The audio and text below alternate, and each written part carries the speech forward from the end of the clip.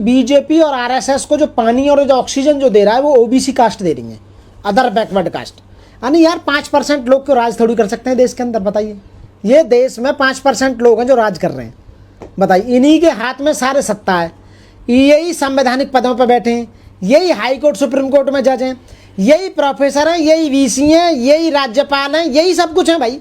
और यही चुनाव आयुक्त बने हुए हैं, बताओ। और यही फोर्स के तीनों सेनाओं के, चारों सेनाओं के, तीनों चारों सेनाओं के जो सेना अध्यक्ष हैं वो यही हैं, मंत्री यही हैं, संतरी यही हैं। अरे भाई ओबीसी वालों, तुम्हारा 27% आज तक रिजर्वेशन पूरा नहीं हुआ है, तुम्हारे मात्र 4 से 5% प्रोफेसर हैं यूनिवर्सिटियों में।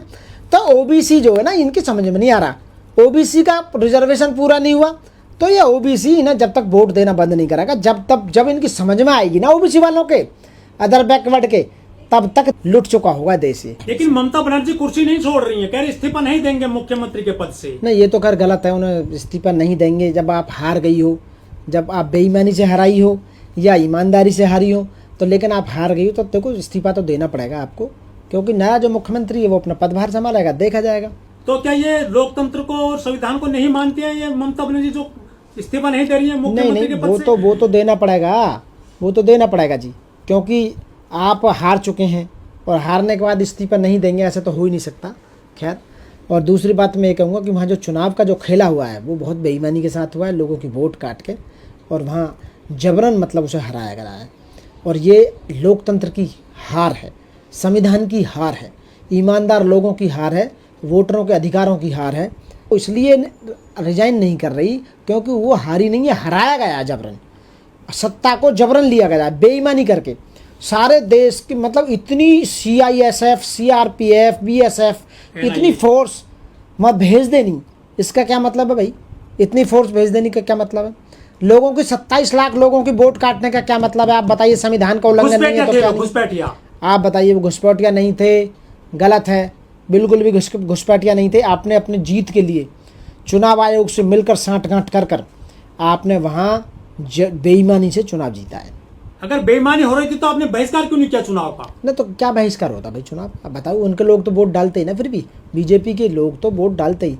देखो यहाँ ये बेईमानी क्यों हुई है, दिल्ली का मैं रहने वाला, दिल्ली में मैं प्रैक्टिस करता हूँ। दिल्ली में अरविंद केजरीवाल एंड पूरे नेताओं को जेल भेजा गया पहले तो, जो उन्हें क्लीन चिट मिल गई, बाइज्जत बरी हो गई वो यहाँ से। अब फिर बदनाम किया गया सरकार को, फिर यहाँ बदनाम कर लोगों को बहला फुसला कर गलत तरीके से, गलत राजनीति का एक इन्होंने एग्जाम्पल सेट किया और इन्होंने अरविंद केजरीवाल को सत्ता से बाहर कर दिया।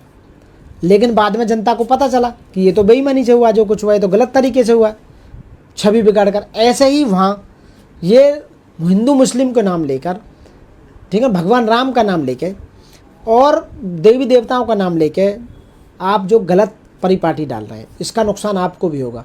फ्यूचर में सत्ता बदलेगी और आप लोग जितने भी बीजेपी के साथ, आरएसएस के साथ या हिंदू धर्म को बदनाम कर हिंदू देवी देवताओं को बदनाम कर, उनका नाम लेकर हिंदू मुस्लिम धर्म को बदनाम कर आप जो गलत तरीके से वोट लेते हैं, लोगों के माइंड को ट्रांसफ़र करते हैं, चोरी करते हैं वोटों की, ये इसका खामियाजा आपको भुगतना पड़ेगा। भगवान बुद्ध ने कहा है, इस प्रकृति में गिव एंड टेक का फार्मूला है, जो दोगो उससे डबल होकर मिलेगा। हमारे जो मानवर काशीराम साहब हैं, उन्होंने एक बात कही थी कि सत्ता और रोटी वो बदलते रहना चाहिए। यदि रोटी एक ही तरफ रहेगी तो जल जाएगी, और सत्ता भी यदि एक ही आदमी की रहेगी तो अहंकारी हो जाती है। सत्ता जो है वो लोगों के अधिकारों का वायलेशन होने लगता है वहाँ, और वो डिक्टेटरशिप में चेंज हो जाती है। वो लोकतंत्र नहीं बल्कि एक राजतंत्र होने लगता है, फिर वो संविधान का उल्लंघन होने लगता है। तो इसी तरह वहाँ पिछले 15 सालों से ममता बनर्जी की सरकार थी, तृणमूल कांग्रेस वाली। तो बात ये नहीं है कि भाई वो क्यों मतलब सत्ता उनके हाथ से चली गई, सत्ता तो जानी चाहिए, एक आदमी की नहीं रहनी चाहिए, क्योंकि वहाँ जहाँ एनालिसिस है वहाँ 30% लोग जो दलित हैं, शोषित, दबे कुचले गरीब लोग हैं, पिछड़े हुए लोग हैं। 15 साल में उन लोगों का क्या वास्तव में डेवलपमेंट हो पाया? ममता दीदी ने क्या उनका किया डेवलपमेंट? अपने मुख्यमंत्री रहते हुए 15 साल में उन लोगों का विकास हो पाया? क्या राज्य का विकास हो पाया? तो बात ये है। लेकिन इसके बाद अब बात मैं करता हूँ कि वहाँ बीजेपी की सरकार कैसे आई। जो बीजेपी की जो सरकार आई है वो 27 लाख वोट काट दिए गए। जिन कॉन्स्टिट्यूंसी जो कांग्रेस तृणमूल कांग्रेस की जो जहाँ सत्ता थी, जहाँ से वो जीत के आ रही थी, वहाँ लोगों को वोट डालने का अवसर ही नहीं दिया गया। लोगों के मूल अधिकार का वॉयलेशन हुआ। वोट का राइट्स जो है ना एक फंडामेंटल राइट है, संवैधानिक अधिकारों का उल्लंघन किया गया। उसमें खासकर हमारा जो आर्टिकल 324 है जिसमें निर्वाचन आयोग है, तो निर्वाचन जो है, जो इलेक्शन कमीशन है, वो इंडिपेंडेंट होना चाहिए संविधान के अनुसार, वो किसी का कोई फेवर नहीं करेगा। लेकिन यहाँ ज्ञानेश कुमार जो वो बने हुए हैं चुनाव आयुक्त, वो कहीं ना कहीं गड़बड़ कर रहे हैं, सरकार के साथ मिले हुए हैं, लोगों के अधिकारों को ख़त्म कर रहे हैं, लोगों की वोट ख़त्म कर रहे हैं। इवन यहाँ तक कि मैं आपको एक वो बताऊँ, मैं गौतम बुद्ध नगर का रहने वाला हूँ, मेरी वहाँ पूरे परिवार की वोट है, सारे एडवोकेट हैं घर में, सबकी वोट काट दी गई है अभी से ही। मैं जब गांव गया तो वहाँ पता चला मुझे कि तो हमारे परिवार की सारी वोट काट दी गई हैं और वहाँ एससीओं की, जाटवों की 350 वोट उस गांव में काट दी गई हैं। उत्तर प्रदेश में भी यही खेला होगा, अगली साल उत्तर प्रदेश में भी चुनाव होने वाले हैं। तो ये वोट काट कर जब लोगों को जो वोट अपोजिट पार्टी की हैं उन वोटों को काट देंगे तो फिर इन्हीं की वोट बचेंगी, तो ये तो बार बार जीतेंगे ऐसे इसी तरह से। और चुनाव आयोग पूरी तरह से बेईमान हो चुका है, वो तो खुद ही कह रहे हैं। ज्ञानेश कुमार ने खुद बोला कि जो वोट कट गई हैं वो अगली बार दे लेंगे 27 लाख लोग वोट। अरे अगली बार दे लेंगे, बात यह है कि इंडिपेंडेंट होना चाहिए आपको, आपका जो कार्य है वो आप कार्य कर नहीं रहे हैं। तो पश्चिमी बंगाल में बीजेपी बिल्कुल भी नहीं आती, बिहार में बिल्कुल नहीं आ रही थी, अब बार उन्होंने फिर बेईमानी करी इन्होंने। तो ये वोटों को चोरी करके बार बार इस तरह से सरकार बना रहे हैं, लोग अच्छी तरह जान रहे हैं, सोच रहे हैं। तो मुझे ये डर है, क्योंकि हम तो देश से प्यार करते हैं, सच्चे देशभक्त हैं, देश के मूल निवासी हैं। बाबा साहब ने संविधान बनाया, संविधान का पालन करने वाले हैं, और बीइंग एडवोकेट हर चीज़ को हम कानून के हिसाब से देखते हैं।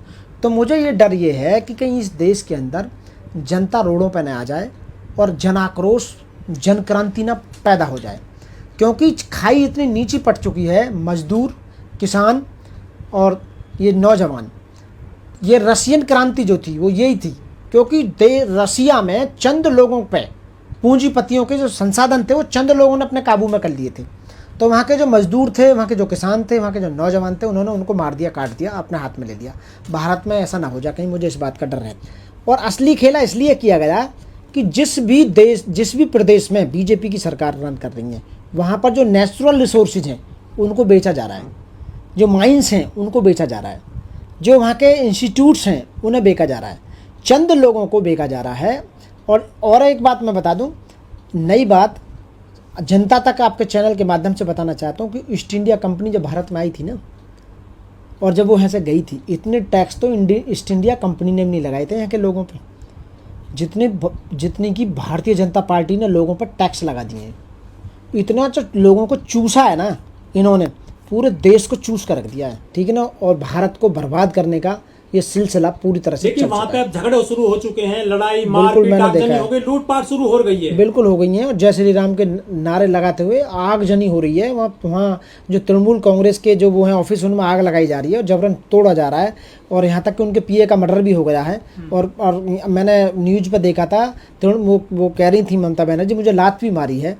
तो उनके साथ में ये गलत हो रहा है। देखो, जनता आपके चैनल के माध्यम से यदि ऐसा ही होता रहा तो देश तो बचेगा ही नहीं, संविधान बचेगा नहीं। तो कल को तो यही ऐसे ही इस तरह से तो ये हमेशा राज करते रहेंगे भाई। टीएमसी के गुंडे मर्डर करते थे जब इनकी सरकार थी। देखो, ये तो मुझे नहीं पता वो मर्डर करते थे नहीं करते थे, लेकिन वर्तमान जो स्थिति है, जो वर्तमान सिचुएशन है, वो यही है। मोदी जी ने बहुत मेहनत करी थी इस बार पश्चिम बंगाल जाकर, योगी जी भी गए थे और उन्होंने वहां चाय की पत्तियां तोड़ी महिलाओं के साथ में, वो वहाँ नौका विहार किए और वहाँ झाल मुड़ी खाए 10 रुपए की। मोदी देखो, वो सब दिखावा है। मैंने आदित्यनाथ योगी जी का स्टेटमेंट देखा था, वो कह रहे थे कि तुम मुझे खून दो मैं तुम्हें आज़ादी दूंगा, स्वामी विवेकानंद जी ने कहा था। अरे ये स्वामी विवेकानंद ने नहीं कहा था, ये सुभाष चंद्र बोस का स्लोगन है कि तुम मुझे खून दो मैं आपको आज़ादी दूंगा।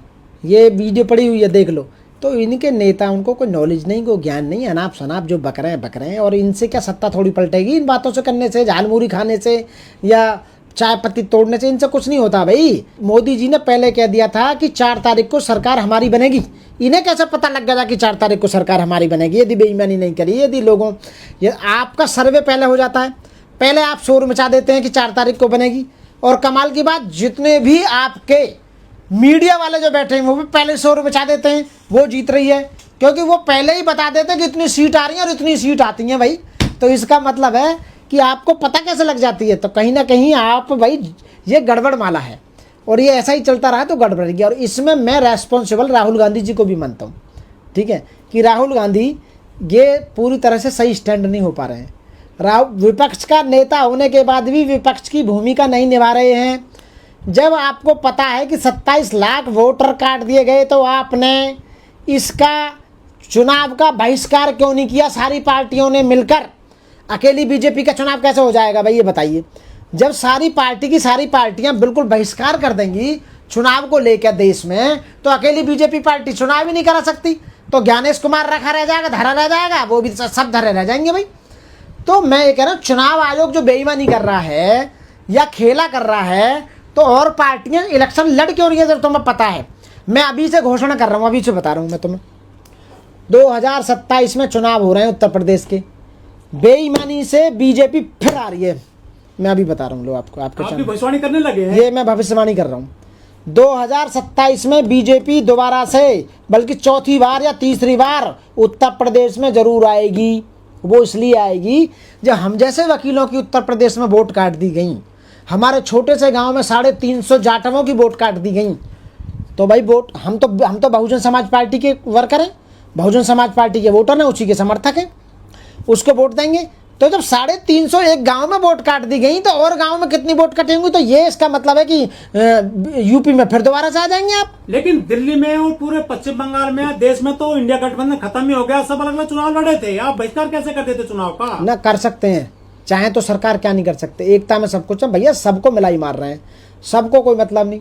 नेता जब आता है तो ये बहुत बड़े वादे करते हैं, हम ये करेंगे, हम वो करेंगे, वो करेंगे, बनने के बाद कोई वादा पूरा नहीं हुआ आज तक किसी का नेता का भी। बात क्या है कि लोगों के माइंड वॉश कर दिया गया है, लोगों में बुद्धि नहीं है, वोटरों में खासकर मैं उन लोगों की बात करता हूँ ओबीसी वर्ग की। देश पर कर्ज का किसी को कोई ज्ञान नहीं कि कितना 250 लाख करोड़ रुपए हम पर कर्ज हो गया, सबसे दुनिया में सबसे ज़्यादा कर्जमान है हम, ये किसी को याद नहीं है। सबसे ज़्यादा पॉपुलेशन हमारे यहाँ, सबसे ज़्यादा पॉल्यूशन हमारे यहाँ, सबसे ज़्यादा गंदगी हमारे यहाँ। बिल गेट्स कह रहा था यहाँ के लोगों के बारे में कि इंडिया टेस्टिंग लेबोरेटरी है, वहाँ के लोगों पर कोई भी चीज़ यदि कोई केमिकल या कोई हम वो करते हैं वो टेस्ट हैं, वहाँ के लोगों की कोई वैल्यू नहीं है। यहाँ इंडिया के जो लोग हैं इनके जीवन का कोई मूल्य नहीं है, वैल्यूएबल नहीं है इनकी लाइफ। पढ़ाई के क्षेत्र में हम बहुत नीचे हैं, शिक्षा के क्षेत्र में, रोजगार के क्षेत्र में हम नीचे हैं, हम इंटरनेशनल लेवल पर इतने पिछड़ चुके हैं। मैं आपको बताऊं, हैप्पीनेस इंडेक्स भी देखोगे ना तो यहाँ के युवाएं और युवतियों के चेहरे मुरझाए हुए हैं भाई, बुरा हाल है।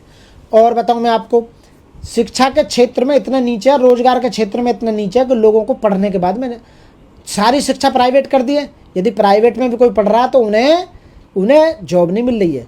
यहाँ धर्म और जाति घूम रही है, लोग नहीं घूम रहे। तो यहाँ देश का जो है ना सत्यानाश कर दिया गया है। आप उठा के देखिए, देश गलत दिशा में जा रहा है।